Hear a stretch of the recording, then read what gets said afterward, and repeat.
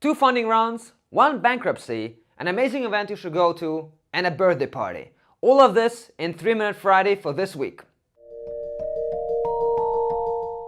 Let's jump straight to the funding round. First up, we want to talk about a company out of Finland called Comtech Solutions, and they raised 450,000 euros to change the semiconductor industry, or more specifically, the compound semiconductor industry. You see, semiconductors are kind of, well, semiconductors. They're not exactly like glass, which completely insulates everything, electricity cannot go through, or they're not completely like aluminum, which conducts electricity perfectly. They're somewhere in between. And that is very useful for electronics. Semiconductors are pretty much any electronic device that you own. A good example of that is silicon. But there are better ways of doing it. For example, compound semiconductors. The only problem is that it oxidizes during the manufacturing process. And this is what this company solves. It makes sure that when you create compound semiconductors, it does not oxidize. And if their patented technology will work, it will be a game changer for the whole industry. Because for the first time, you'll be able to create compound semiconductors that do not oxidize, and that will make efficiency much higher. What we like about the company is that they have a real product and also a patented technology. The question is, are they going to productize it, license it, or get bought out right away? Next up is Smartly.io, and this company raised $20 million, a huge round. And what they do is help to automate Facebook and Instagram advertising for any company. And they have huge clients, for example, eBay and Skyscanner.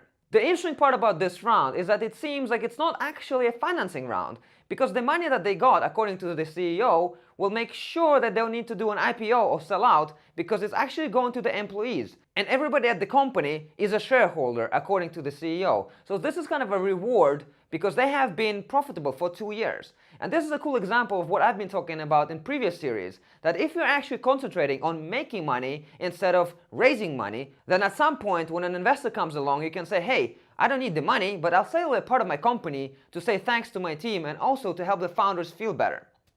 Moving on to the sad news.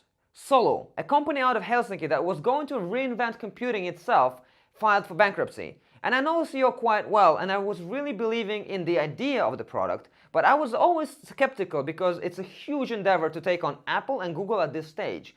And I always thought that for Solo to succeed, they would really need to raise $100, $200, or even $500 million to even have a chance of going after this market. At the same time, what they had was phenomenal. The user interface was completely intuitive and totally different from anything we use today. I do think that the mouse and the keyboard are probably not the best ways to use computers. And Solo had that figured out. There's definitely something to learn from here, and I hope that Christopher will be able to share more with us about what he would do differently and how it would have been possible to get Solo running again. Finally, the birthday party. And the birthday party is actually our birthday party, because just on Wednesday it was a 10-year anniversary of our brand, Arctic Startup. And exactly 10 years ago, we published the very first article. You can go to our website and check it out and read all about it. And we also published an interview with one of the investors of the company we covered on that very first day.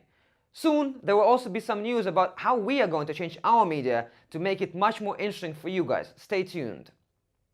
Last but not least, we want to invite you to Tuusula next weekend, where you can win $5,000 by simply participating in a hackathon that is not just going to be a nice weekend with friends, but is also aiming to change the way education works. So if you are at all into education and would like to find out more how to really reform the schools of the future, come along. We have great mentors such as Peter Westerbacka, Will Cardwell, Antti Korhonen, and Jean Morris. Come along. And that sums up this week's episode of 3-Minute Friday. Thank you, Evely, for continuing your support, and see you next week. Ta-ta!